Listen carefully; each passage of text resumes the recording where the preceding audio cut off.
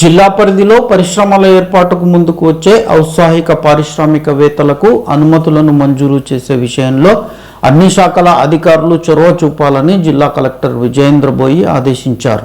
పరిశ్రమల ఏర్పాటుకు టీజీ ఐపాస్ ద్వారా వచ్చే దరఖాస్తులను వెంటనే సంబంధిత శాఖ అధికారులు సిబ్బంది పరిశీలించి అనుమతులను మంజూరు చేయాలని ఆమె సూచించారు. షెడ్యూళ్లు తెగలు, షెడ్యూళ్లు కులాలకు చెందిన 20 మంది లబ్ధిదారులకు ట్రాక్టర్ ట్రాలీ, మినీ గూడ్స్ క్యారియర్లు, టాక్సీ కార్లను మంజూరు చేస్తున్నట్టు పరిశ్రమల ప్రోత్సాహక కమిటీ సమావేశం ఆమోదం తెలిపింది. ఈ కార్యక్రమంలో వివిధ శాఖల అధికారులు బాబురావు, సంజయ్, భాస్కర్, చత్రునాయక్, స్వామి తదితరులు పాల్గొన్నారు.